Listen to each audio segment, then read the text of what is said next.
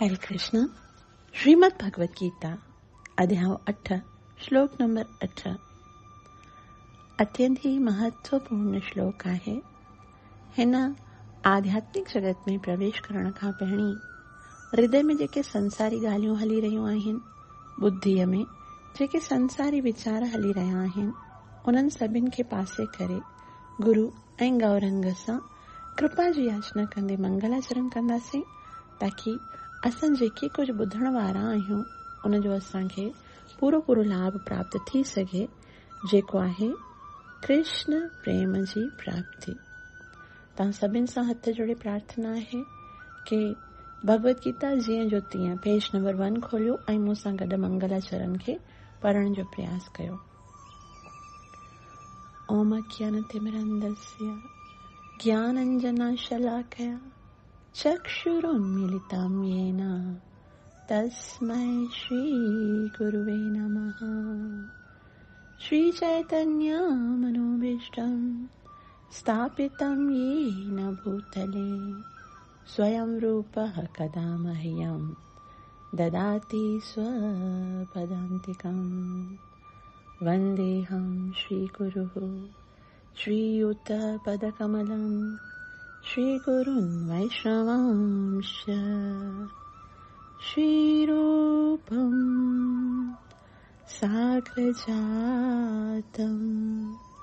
सहगण रघुनाथान् वितं तं सजीवं साद्वैतं सावधूतं परिजनसहितं कृष्णचैतन्यदेवं श्रीराधा कृष्णपादां सहगणा ललिता श्रीविशाखान्वितांश्च।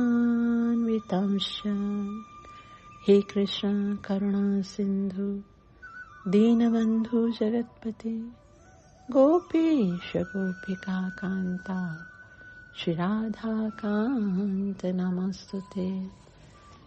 तप्त काञ्चन गौरंगी राधे वृन्दावनेश्वरी वृषभानुसुते देवी प्रणमामि हरिप्रिये।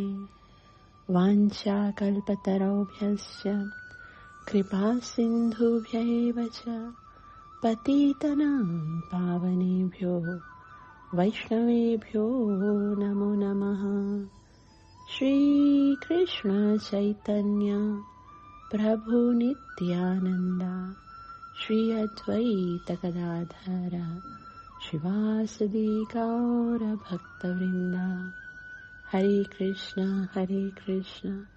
कृष्ण कृष्ण हरे हरे, हरे राम राम राम हरे हरे। ग्रंथराज श्रीमद् भगवत गीता मात जी जय। अध्याय 8 जंहिंजो नालो आहे भगवत प्राप्ति। श्लोक नंबर 8। भगवान श्री कृष्ण जे मुखारविंद मां निकतल इन्हनि अत्यंत ही पवित्र शब्दनि खे मूं सां गॾोगॾु चवाइण जो प्रयास कयो। भगवान चवनि था, अभ्यास योग युक्तेन चेतसा नान्यगामिना परमं पुरुषं दिव्यं याति पार्थानुचिन्तयन्। अभ्यासयोगयुक्तेन चेतसा नान्यगामिना परमं पुरुषं दिव्यं याति पार्थानुचिन्तयन्। अभ्यासयोगयुक्तेन चेतसा नान्यगामिना परमं पुरुषं दिव्यं याति पार्थानुचिन्तयन्। अभ्यासयोगयुक्तेन चेतसा नान्यगामिनः परमं पुरुषं दिव्यं याति पार्थानुचिन्तयन्। शब्दनि जी माने ॾिसो, अभ्यास योग यानी अभ्यास द्वारा, अभ्यास माना प्रैक्टिस करणी आहे। प्रैक्टिस करे, छंहिंजी प्रैक्टिस करणी आहे? युक्तेन। युक्तेन मतलब भगवान सां जुड़ण जी, भगवान जो ध्यान करण जी, भगवान जो स्मरण करण जी प्रैक्टिस सॼी ज़िंदगी करणी आहे। ऐं मन जेको आहे चेतसा नान्यगामिना, चेतसा माना मन ऐं बुद्धीअ खे न अन्य माना ॿी कहिड़ी बि जाइ ते न अन्यगामिना, ॿी कहिड़ी बि जाइ ते मन ऐं बुद्धीअ खे वञण जी परमिशन नाहे ॾियणी। मन त भगवान खां सवाइ घणो ई कुझु सोचण जी इच्छा कंदो, पर चेतसा नान्यगामिना, पर असांखे उन मन खे सम्झाइणो आहे कि न, तुंहिंजो कमु भगवान जो स्मरण करणो आहे। ऐं जेकॾहिं असां इन में सक्सेस थी वेंदासीं त छा प्राप्त थींदो? परमं पुरुषम दिव्यम। उहो परम पुरुष यानी साक्षात भगवान जेको दिव्य आहे यानी आध्यात्मिक आहे, याति उहो प्राप्त करे थो, उहो प्राप्त थींदो। ऐं अॻियां भगवान चवनि था, पार्था अनुचिंतन, पार्था हे प्रथा जा पुट, अनुचिंतन यानी सदाई चिंतन करण सां। मतलब भगवान हिते चवनि था कि अगरि असां पंहिंजे मन खे भिटकण खां बचायूं, ऐं उनजो तरीक़ो छा आहे? उनजो तरीक़ो आहे अभ्यास। भगवान चवंदा अभ्यास योग युक्तेन, जेकॾहिं असां अभ्यास द्वारा पंहिंजो मन ऐं पंहिंजी बुद्धि भगवान जे ध्यान में लॻाई वरिती, जेकॾहिं असां इन कार्य में सफल थी वियासीं त पोइ भगवत प्राप्ति ॾुखी कोन आहे। परमं पुरुषम दिव्यम याति, उन भगवान खे पार्था अनुचिंतयन, हे पार्थ केवल भगवान खे यादि करण सां भगवान प्राप्त थिए थो। केतिरी न सुंदर ऐं केतिरी न महत्वपूर्ण ॻाल्हि भगवान हिते ॿुधाए रहिया आहिनि। ऐं भगवत प्राप्ति एतिरी सरल, हिन संसार में बि तव्हां ॾिसो, अव्हांखे जेकॾहिं कंहिं शइ जी घुर्ज आहे, जेकॾहिं कंहिंखे असां प्यार कयूं था, त केवल उनखे यादि करण सां असां उनखे प्राप्त नथा करे सघूं, है न। कोई अगरि कंहिंसां प्रेम करे थो त उनखे प्राप्त करण लाइ यादि त वैसे ई उनजी ईंदी आहे, लेकिन प्राप्त करण लाइ स्ट्रगल अलॻि करणो आहे, है न। जीअं अगरि कंहिंखे करोड़पति बणिजणो आहे त वो सोचींदो मूंखे करोड़ रुपयो खपे, मूंखे करोड़ रुपयो खपे, सोचींदो आहे, लेकिन केवल सोचने से नहीं मिलेगा न। उनखे उन करोड़पति बणिजण जे लाइ केतिरी महिनत करणी पवंदी, है न। कंहिंखे सम्झो डॉक्टर बणिजणो आहे त उहो सोचींदो भले मूंखे डॉक्टर बणिजणो आहे, लेकिन उनखे केतिरा इयर्स ताईं सेक्रीफाइस करे उनखे पढ़णो पवंदो, है न। प्रैक्टिकल करणो पवंदो, पढ़णो पवंदो, हाउस जॉब करणो पवंदो, जॾहिं वञी करे उहो सर्जन बणिजंदो। लेकिन भगवान जो त तव्हांखे कुझु न आहे करणो। चेतसा नान्यगामी न, जेकॾहिं मन और बुद्धीअ खे ॿियो किथे वञण जी परमिशन न ॾेई करे पार्थानुचिंतयन, जेकॾहिं कंटिन्यूस मुंहिंजो चिंतन करण जो अभ्यास योग युक्तेन, उहो उनजो अभ्यास कंदा त पोइ परम पुरुषम दिव्यम याति, पोइ तव्हांखे मां मिली वेंदसि। भक्ति मार्ग हिकदमि सरल आहे, हिकदमि सुगम आहे ऐं हिकदमि सुसुखम आहे। इन में कोई टेंशन ई कोन आहे। असांजो कमु खाली भगवान खे यादि करणो आहे। भगवान खे प्राप्त करण जी कोई असांखे महिनत करणी कोन आहे। यादि करण सां भगवान चए थो परमम पुरुषम दिव्यम याति। भगवान जो पंहिंजा अखर खाली उनखे यादि कयो ऐं भगवान तव्हांजो थी वेंदो, है न। केतिरो महत्वपूर्ण आहे। लेकिन असांजी दुर्दशा अहिड़ी आहे कि भगवान खे यादि बि न कंदा आहियूं। असां ॾिसूं पंहिंजे सॼे ॾींहं में 24 घंटा आहिनि, भगवान खे केतिरो यादि कंदा आहियूं ऐं संसार खे केतिरो यादि कंदा आहियूं। संसार त हर वक़्तु असां संसार सम्झंदा आहियूं। जॾहिं संसार जो शब्द ईंदो आहे न, असांखे लॻंदो आहे हीअ जेको भौतिक जगत आहे, जेको असां अखियुनि सां ॾिसी रहिया आहियूं, कननि सां ॿुधी रहिया आहियूं, या जंहिंमें असां रही रहिया आहियूं, इहो संसार आहे। माफ़ कजो, इहो संसार कोन आहे। इहो संसार त उहो आहे जिते साधु हूंदा आहिनि, भगत हूंदा आहिनि, गुरु आचार्य हूंदा आहिनि, उहे बि इन ई संसार में रहंदा आहिनि न। लेकिन उहे कीअं हूंदा आहिनि? जीअं कीचड़ में खिलियल कंवल जो गुल उन कीचड़ सां कॾहिं बि लिप्त न थींदो आहे। इन ई तरह साधुअनि जो जेको मन हूंदो आहे न, सो इन संसार सां लिप्त न थींदो आहे, संसार विषय में न यादि कंदो आहे। त असल में संसार हिन दुनिया में कोन आहे। संसार खे त असां पंहिंजे मन में विसाए वेठा आहियूं। जेकॾहिं अखियूं ॿूटे करे ध्यान सां ॾिसंदासीं त उन में भॻवान ॾिसण में न ईंदो। भॻवान खां सवाइ ॿियो जेको कुझु संसार में आहे सो माया आहे, उहा माया ई ॾिसण में ईंदी। भगवत जेकॾहिं मन ऐं ॿुद्धीअ खे भॻवान स्मरण करण जो अभ्यास थी वियो न, पोइ भले असां हिन संसार में बि रहूं, पर पोइ बि असां उन सीप जे अंदर जीअं मोती हूंदो आहे, लेकिन कॾहिं बि उहो पाणीअ खे पंहिंजे अंदर एब्सॉर्ब करण न ॾींदो आहे, है न। पाणीअ खां हमेशा अलॻि रहंदो आहे। उन ई तरह सां असांखे पंहिंजे मन खे संसार जो स्पर्श न करणु ॾियणो। ऐं मन बि हिकिड़ो कंवल जो गुल आहे जेको संसार रूपी कीचड़ में रहे थो, लेकिन उन कीचड़ खां ॿाहिरि उन खां स्वच्छ उन खे रखणो आहे। तॾहिं छा थींदो? परमं पुरुषम दिव्यम याति, भगवान असांखे प्राप्त थींदो। अनुवाद ॾिसो। हे प्रथा जा पुट, जेको मुंहिंजो ध्यानु भगवान जे रूप में करे थो, हुन जो मन सदाई मुंहिंजो स्मरण करण में लॻल आहे।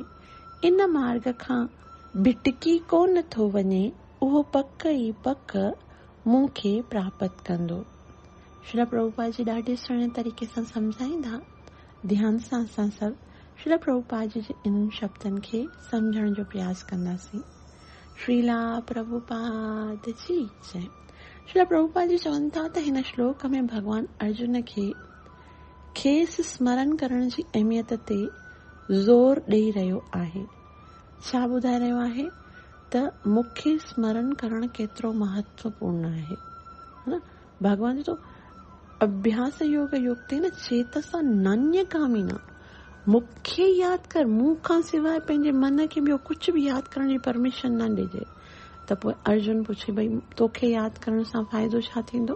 तॾहिं भगवान चवनि था कि परमं पुरुषम दिव्यम याति, जेको आध्यात्मिक जगत में परम पुरुष आहे, जो पुरुष जो मतिलबु आहे भोक्ता, जेको वास्तव में जेको आनंद जो भोगींदड़ आहे, उहो प्राप्त थींदो। ऐं पोइ जॾहिं असां वास्तविक परम पुरुष जी भक्ति करे उनखे संतुष्ट कंदासीं, उन्हीअ जे संतुष्टिअ जे रिज़ल्ट में असां संतुष्ट थी सघूं था।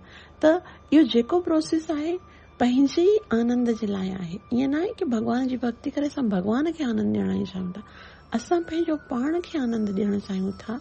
ऐं उनजो हिकिड़ो ई तरीक़ो आहे कि असां उन भॻवान खे पंहिंजो सम्झी करे भॻवान जे अंदरि पंहिंजो मन लॻाइणो आहे।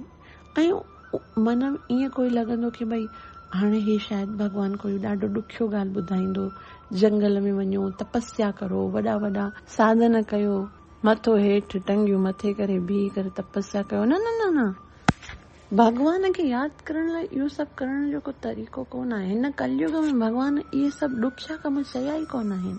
तंहिं करे श्री प्रभुपाद जी ॿुधाइनि था, हरे कृष्ण महामंत्र जे जपण द्वारा माण्हूअ जी कृष्ण बाबति यादाश्त वापसि अची थी वञे।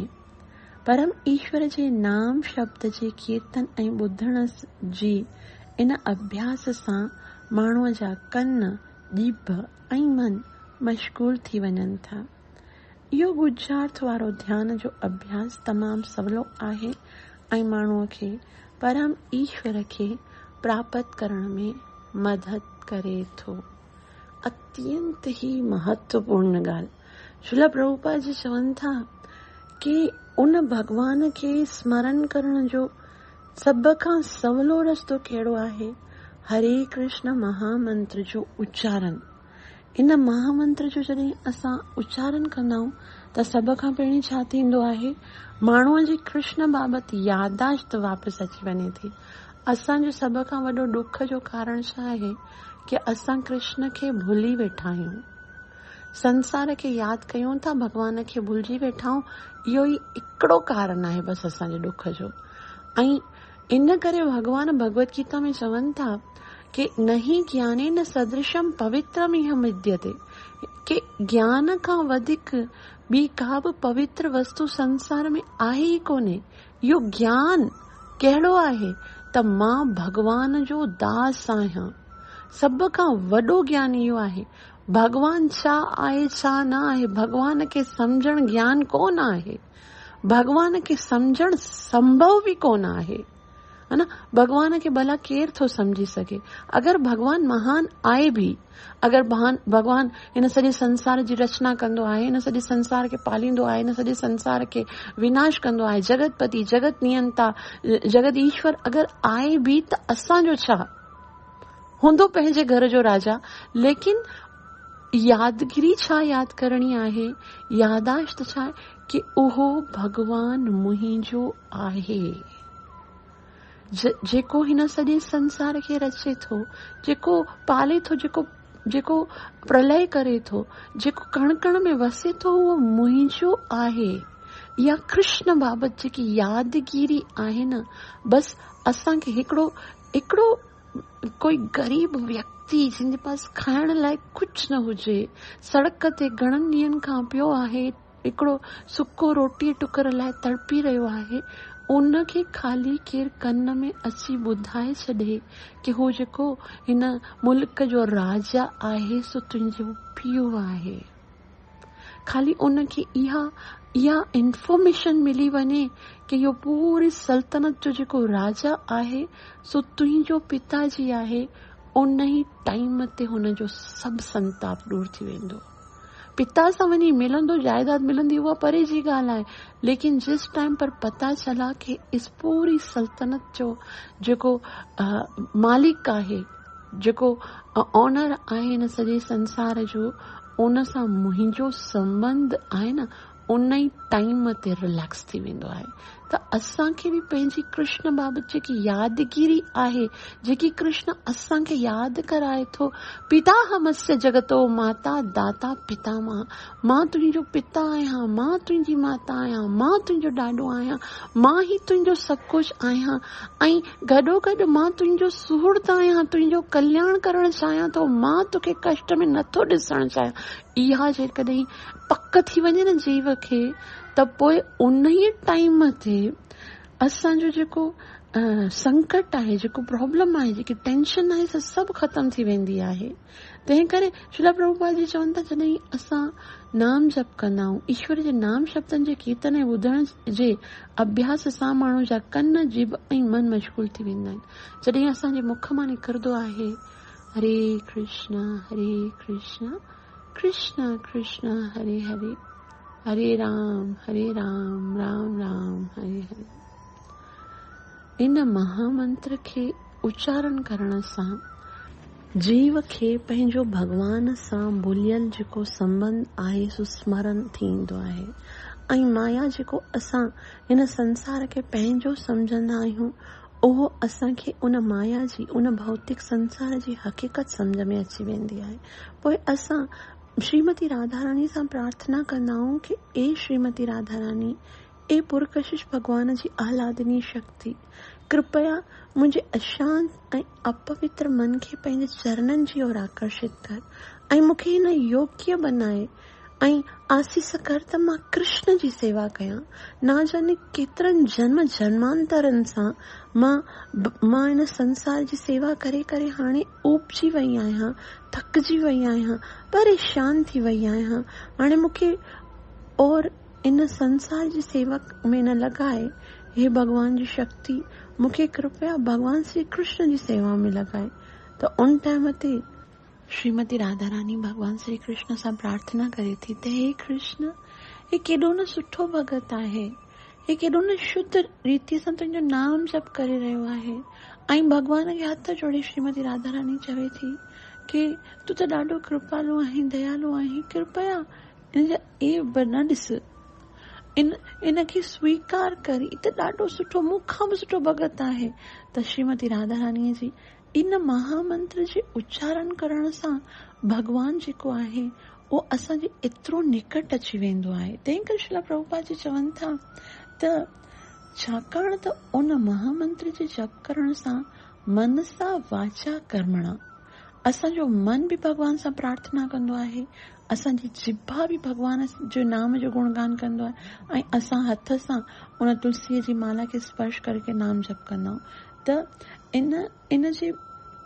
इन अभ्यास सां माण्हू जा कन, जिभ ऐं मन मशगूल थी वेंदा आहिनि, ऐं हू उजार्थ वारो ध्यान जो अभ्यास तमामु सवलो आहे, ॾाढो सवलो आहे। ऐं माण्हूअ खे लाभ कहिड़ो थींदो आहे? परमम पुरुषम दिव्यम, जेको आध्यात्मिक भगवान आहे, परमम पुरुषम दिव्यम। श्रील प्रभुपाद जी चवनि था पुरुषम सां मतलब आहे माणींदड़।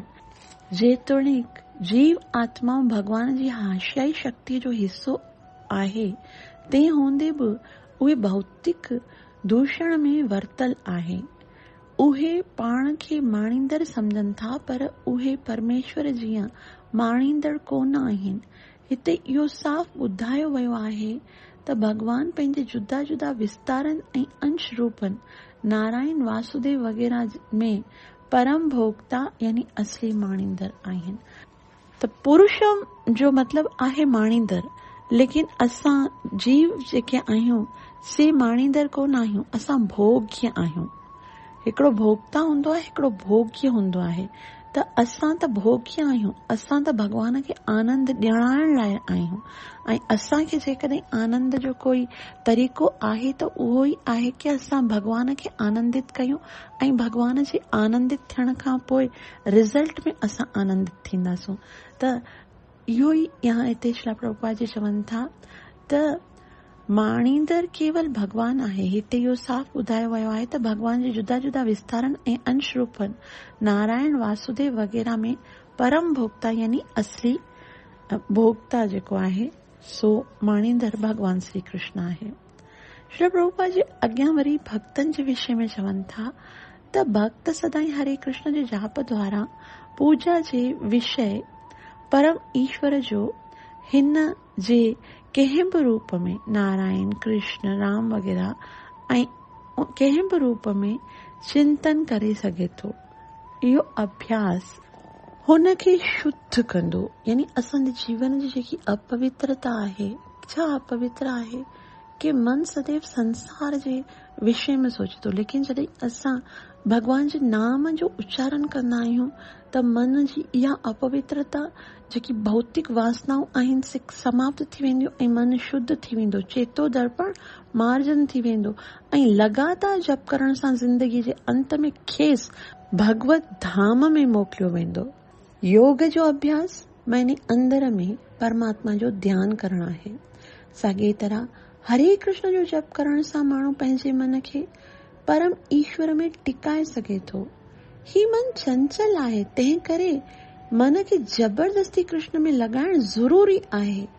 हिकिड़ो मिसाल घणो ॾिनो वेंदो आहे त कैटरपिलर यानी ॿूटनि जे पननि ते रहण वारो जेको जीत आहे, जेको पोपट बणजण चाहींदो आहे ऐं उहो साॻे जन्म में पोपट बणिजी वेंदो आहे। साॻीअ तरह जेकॾहिं असीं कृष्ण जे बारे में चिंतन कंदा रहंदासूं त निश्चय सां हयातीअ जे अंत में असांखे कृष्ण जहिड़ो साॻियो ई शरीर ऐं रूप मिलंदो। श्रीला प्रभुपाद जी जय। अत्यंत ई सुंदर श्रीला प्रभुपाद जी असांखे भगवान खे स्मरण करण जी विधि ऐं भगवान खे स्मरण करण जो लाभ ॿुधायो आहे। मूकं करोतु वाचालं पंगुं लंघयते गिरं यत्कृपातमहं वन्दे श्री गुरून् दीनतारिणम् परमानन्दमाधवम्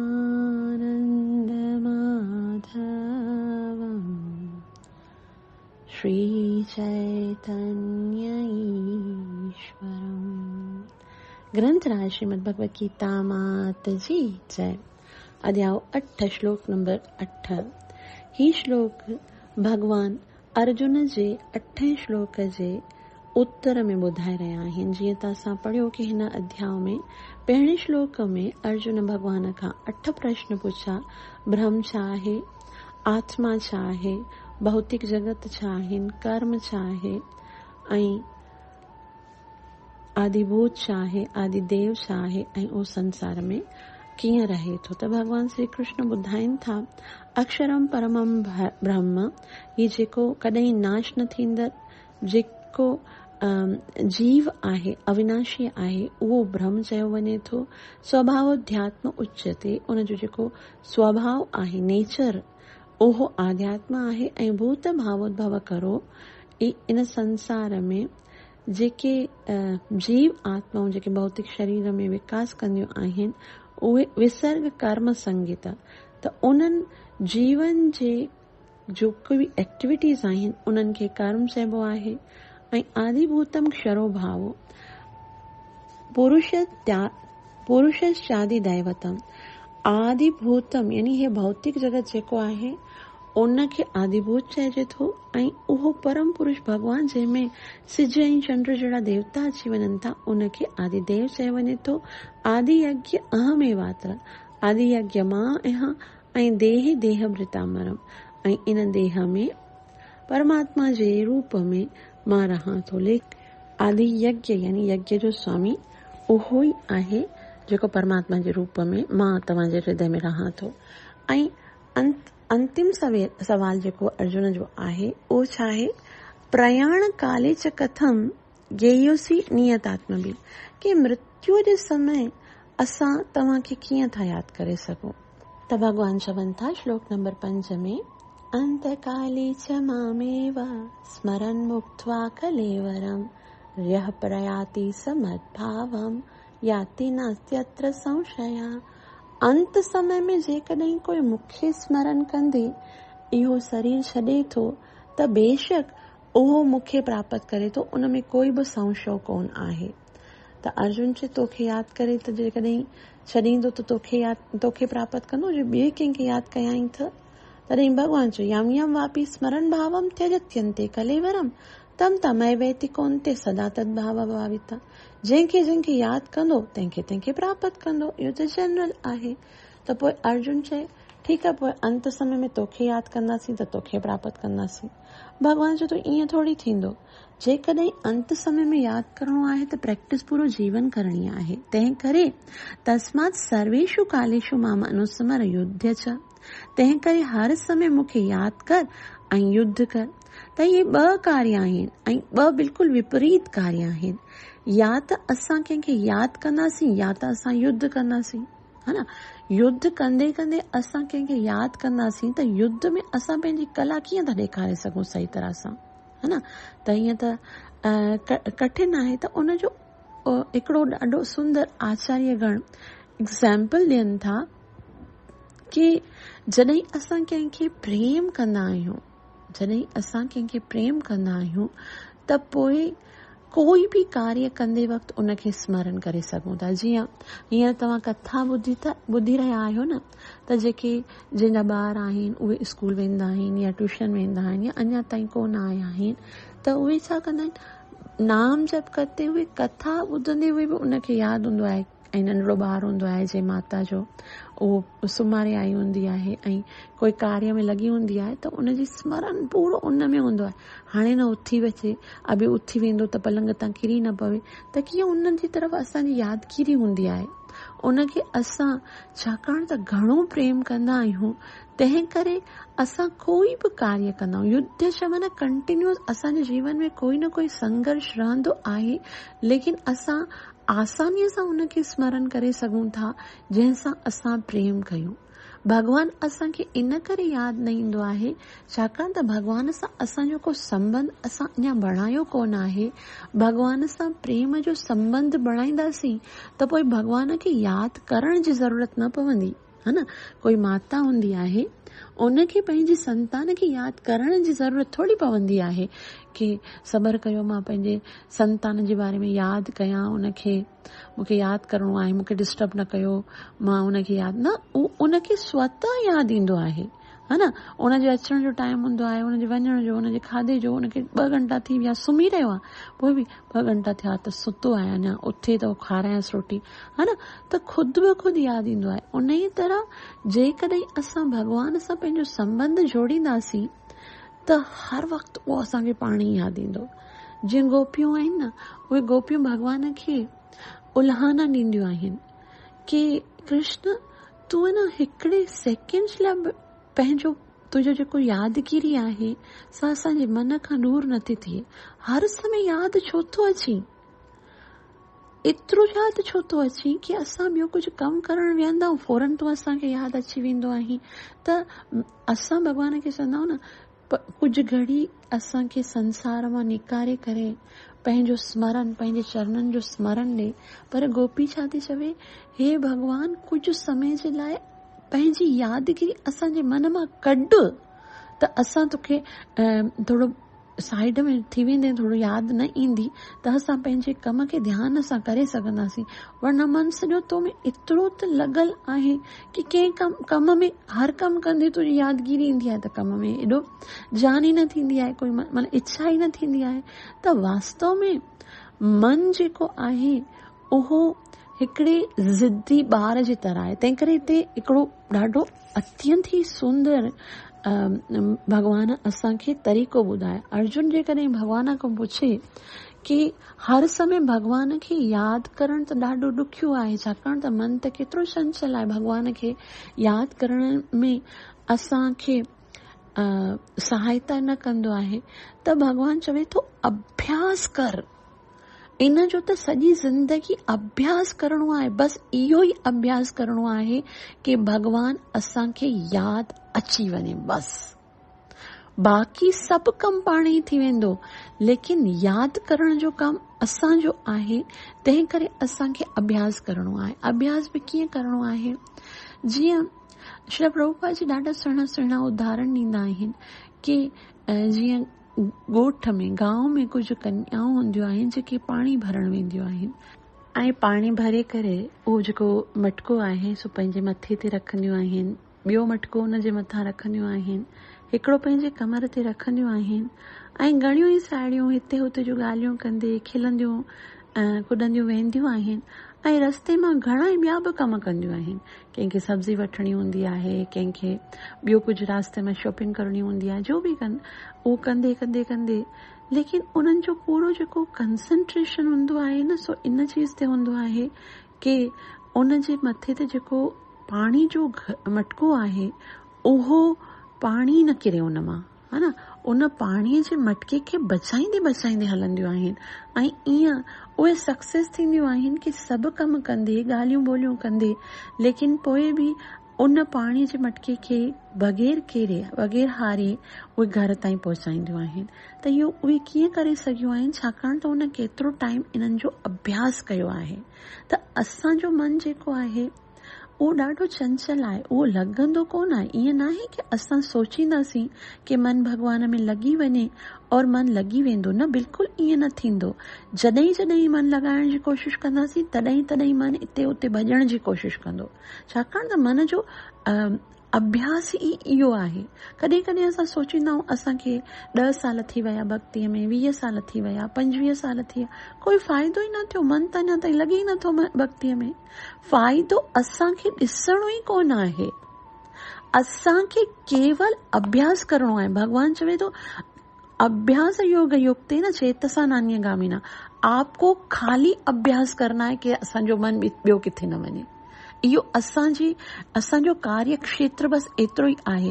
उन जो रिज़ल्ट जेको आहे सो केतिरो निकिरी रहियो आहे उन जो सोचण जो बि असांखे अधिकार कोन आहे। भॻवान चवनि था 2.47 में कर्मण्येवाधिकार रस्ते मा फलेषु कदाचन, तूं केवल पंहिंजा कर्म कर ऐं फलनि ते तुंहिंजो को अधिकार कोन आहे। फल त तोखे मा फलेषु कदाचन, फल जे बारे में तूं कॾहिं न सोच।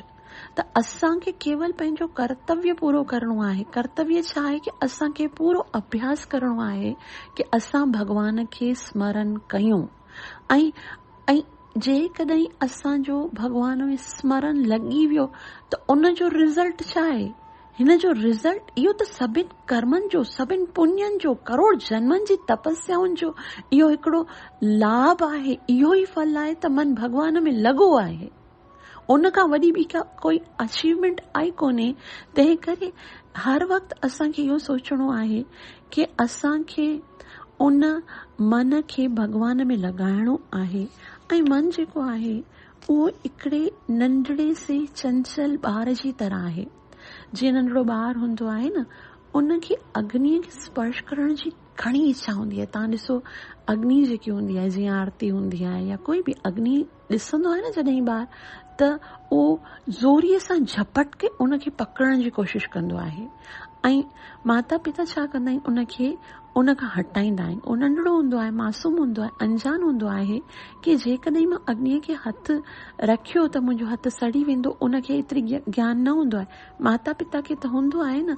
पोइ माता पिता छा कंदा आहिनि, हर मुमकिन कोशिशि कंदा आहिनि कि उहो अग्नीअ खे स्पर्श न करे, है न। उन ई तरह सां असांजो मन बि हिन भड़कती हुई माया खे स्पर्श करण जी हमेशा इच्छा कंदो आहे। ही माया ॾांगड़ी आहे ऐं असांखे भक्तीअ खां केराइण जे लाइ हमेशा प्रयास कंदी आहे। तंहिं करे श्रीला प्रभुपाद जी चवनि था, जीअं नंढड़े ॿार खे असां कीअं बार बार उन अग्नीअ खे और वञण जे लाइ रोकींदा आहियूं, उन ई तरह सां मन खे बार बार बार बार इन माया जी ओर आकर्षित थियण खां असांखे रोकणो आहे। ऐं कीअं करणो आहे, हिते श्रीला प्रभुपाद जी ॿुधायो आहे त साॻिई तरह हरे कृष्ण जो जप करण सां माण्हू पंहिंजे मन खे परम ईश्वर में टिकाए सघे थो। ही मन चंचल आहे, तंहिं करे मन खे ज़बरदस्ती कृष्ण में लॻाइण ज़रूरी आहे। हिते श्रीला प्रभुपाद जी चवनि था ज़बरदस्ती लॻायो, मन चंचल आहे, बार बार निकिरंदो। जीअं बार बार अग्नीअ में हथु विझण जी कोशिशि कंदो आहे त असां ईअं त न सोचींदा भले हाणे छा करियां, मञे ई नथो, भले सड़ी वञेसि। न, ॿार सां असां प्रेम कयूं था, उनखे सरण नथा ॾियणु चाहियूं त असांखे हर घड़ी कोशिशि करणी आहे। हर हिकु क्षण में असांखे सुजाॻ रहणो आहे कि मतां न उहो अग्नीअ तरफ़ हली न वञे। उन ई तरह सां असांजो मन उहो उन नंढड़े ॿार जी तरह सां आहे ऐं असांजो कर्तव्य आहे कि उनखे असां संभालियूं। तंहिं करे भॻवान श्रीला प्रभुपाद जी चवनि था कि तंहिं करे मन खे ज़बरदस्ती कृष्ण में लॻाइण ज़रूरी आहे। ज़बरदस्ती लॻाओ, न लॻे वरी लॻाओ। कीअं करियो, जोर जोर सां नाम जप कयो, हरे कृष्ण। असांजी प्रॉब्लम छा आहे कि जॾहिं असां नाम जप कंदा आहियूं न, तॾहिं ॼाणी बुझी असां ॿियो कुझु सोचण जी कोशिशि कंदा आहियूं। मतिलबु उन नाम खे ॿुधंदा न आहियूं। हरे कृष्ण कृष्ण कृष्ण हरे हरे, हरे राम राम राम हरे। जेकॾहिं इन नाम खे ॿुधण जी प्रैक्टिस थी वई न, त पोइ मन काॾे न वेंदो। लेकिन असां हुन नाम खे इग्नोर कंदा आहियूं, नाम खे न ॿुधंदा आहियूं, बल्कि ॼाणी बुझी ॿियो कुझु सोचींदा आहियूं कि हाणे मूंखे न जप करण खां पोइ प्रसाद बनाइणो आहे, मां छा बनायां, ऐं उन खां पोइ मूंखे अॼु शॉपिंग करणु वञिणो आहे, हिते शादीअ में वञिणो आहे, हिन प्रोग्राम में वञिणो आहे, मां कहिड़ी ड्रेस पायां। मतिलबु कुझु न कुझु ॼाणी बुझी सोचींदा आहियूं। उन टाइम ते नो थिंकिंग न करणी, सोचणो न आहे। बसि जप करण जो मतिलबु आहे उन जप खे ॿुधणु। उहे जे शब्द मुख मां निकिता आहिनि उनखे असांखे ॿुधणो आहे ऐं पोइ मन काॾे वञी नथो सघे। तंहिं करे सॼी ज़िंदगी अभ्यास कीअं करणो आहे। श्रीला रूप गोस्वामी उपदेश अमृत में ॿुधाइनि था कि अभ्यास करण जा 3 मुख्य तरीक़ा आहिनि। पहिरीं छा करणो आहे, उत्साहन। भक्तीअ में हर कार्य करण जे टाइम ते असांखे पूरो उत्साह सां जोश सां करणो आहे कि ई कार्य मूंखे भॻवान जी प्रसन्नता लाइ करणो आहे। पंहिंजी योग्यता खे न ॾिसो। भगवान इहो न ॾिसंदो आहे कि असां केतिरो करे सघूं था। भगवान सिर्फ़ इहो ॾिसंदो आहे कि असां केतिरो करण जो प्रयास करे रहिया आहियूं। भगवान असांजी इंटेंशन ॾिसंदो आहे। भगवान असांजी परफॉर्मेंस न ॾिसंदो आहे। हो सकता है असांजी जेकी उन में घणियूं ई मिस्टेक्स हुजनि, लेकिन जेकॾहिं असांजो भाव आहे भगवान खे प्रसन्न करण, त भगवान उन सां राज़ी थी वेंदो। केले जा छिलका खलूं खाई करे ख़ुशि थियो आहे उहो त। ऐं लेकिन जेकॾहिं असां हिकदमि परफेक्ट तरीक़े सां सेवा कयूं था, इंटेंशन केवल संसार खे पंहिंजी वाह करण जी आहे, त भगवान उन सां ख़ुशि न थींदो आहे।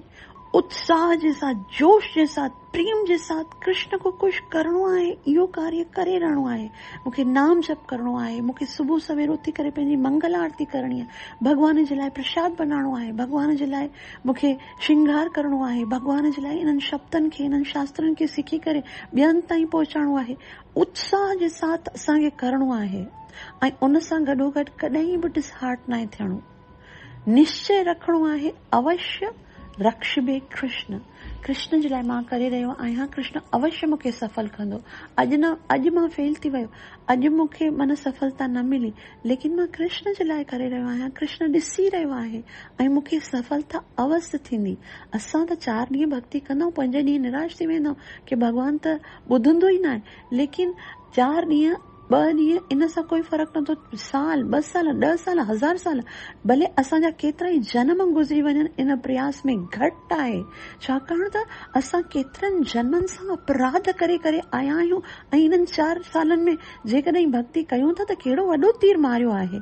जन्मांतरनि सां असांजे हृदय में जेकी अपराधनि जी मेल लॻी आहे, उनखे ख़तमु करण जे लाइ बि त टाइम खपे, है न। जेको घर हूंदो आहे, जेतिरो अरसे ताईं बंदि हूंदो आहे, ओतिरो ई त उन जे अंदरि गंदगी जमा थींदी आहे। पोइ उन गंदगी खे दूर करण जे लाइ बि त टाइम खपे। तंहिं करे हृदय जे अंदरि पूरो निश्चय हुजे ऐं धैर्य हुजे। धैर्य मतिलबु बिल्कुलु असांखे पंहिंजो कार्य करणो आहे, जोश सां करणो आहे, प्रेम सां करणो आहे, लेकिन उन जे रिज़ल्ट में असांखे कोई उत्तेजित कोन थियणो आहे। यानी कि मूंखे हाणे फौरन इंस्टेंट रिज़ल्ट घुरिजे न, उहो त भॻवान ते छॾे ॾियो कि भॻवान कॾहिं तो प्राप्त थिए। छाकाणि त भॻवान हिते लिखी ॾिनो आहे, असांजा ही शब्द आहिनि भॻवान जे लाइ कि अभ्यास योग युक्तेन चेतसा नान्य गामिना परमम पुरुषम दिव्यम याति। तव्हां बसि इहे 2 कम करियो। हिकिड़ो कमु कहिड़ो कि अभ्यास कयो, मूंखे यादि करण जो, मूंखे स्मरण करण जो, मूंखे मुंहिंजे ध्यानु लॻायो, ऐं ॿियो मन खे हिते उते भिटकण जी परमिशन न ॾियो। मन खे हिते उते भिटकण जी इजाज़त न ॾियो।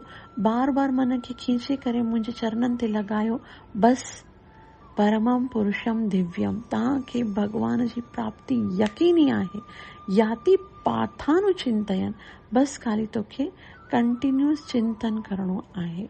लेकिन इहो चिंतन तॾहिं संभव आहे, इहो अभ्यास तॾहिं संभव आहे जॾहिं असांजो भगवान में श्रद्धा हुजे। यादि रखो, जेकी श्रद्धा आहे न, सिर्फ़ उहा ई भक्त जी एकमात्र धरोहर आहे। असांजे पास जेकॾहिं पंहिंजो कुझु आहे न, उहा आहे असांजी श्रद्धा। जेतिरी असांजी श्रद्धा हूंदी, ओतिरो असां भगवान जे निकट ईंदासीं। मंत्र में, गुरूअ में, भगवान जे विग्रह में, भगवान जी सेवा में, भगवान जे शब्दनि में जेतिरी श्रद्धा आहे न, उहा असांखे भगवान जे निकट आणण जे लाइ बस काफ़ी आहे। लेकिन असांजी श्रद्धा जेकॾहिं घटि आहे त पोइ साक्षात भगवान बि साम्हूं अची वञे त पोइ उन सां बि असां में कोई प्रेम या रुचि उत्पन्न न थींदी आहे। तंहिं करे इन श्रद्धा खे डेवलप करणो आहे। उहो कीअं? श्रद्धावान भक्तनि जे संग में रही करे, भक्तनि जे साथ, भक्तनि जे इन्हनि शब्दनि खे ॿुधी करे असांजी भगवान जे प्रति श्रद्धा वधंदी आहे। ऐं जेकॾहिं इहा श्रद्धा न वधी ऐं असांजो मन जेको आहे सो संसार में लॻी वियो, त पोइ इहो जेको मन असांखे भौतिक वस्तुअनि जी ओर आकर्षित कंदो आहे, उहो त असांखे डिॿोईंदो। है न, उहो त असांखे बारंबार जनम मरण जे चक्कर में फासाईंदो। तंहिं करे भॻवान चवनि था चेतसा नान्यगामिना, मन खे जो तोखे किथे न वञणु ॾींदसि, छाकाणि त केवल कृष्ण खे स्मरण करण में तुंहिंजो कल्याण आहे। तंहिं करे अभ्यास योग युक्तेन चेतसा नान्यगामिना, उनजो ई अभ्यास करणो आहे ऐं पंहिंजो पाण खे बुद्धीअ सां इहो सम्झाइणो आहे कि कृष्ण खां स्मरण करण खां सवाइ कॾहिं बि असांखे उहो आध्यात्मिक जगत प्राप्त कोन थी सघंदो। तंहिं करे चवनि था भॻवान के परमम पुरुषम दिव्यम याति पार्थानुचिंतयन, उहो परम पुरुष भॻवान जेको आहे उहो केवल अनुचिंतन करण सां, प्रेम सां, श्रद्धा सां, स्मरण करण सां प्राप्त थी वेंदो आहे। अत्यंत ई सुंदर भॻवान ॿुधाए रहिया आहिनि ऐं अॻियां भॻवान खे कीअं स्मरण कजे उन जा अलॻि अलॻि विधान भॻवान ॿुधाईंदा। तव्हां सभिनि सां हथ जोड़े प्रार्थना आहे त कृपया अवश्य ॿुधंदा ऐं मुंहिंजे लाइ प्रार्थना अवश्य कंदा ताकि मां पंहिंजी सेवा ऐं साधना खे चङे तरीक़े सां करे सघां। हरे कृष्ण।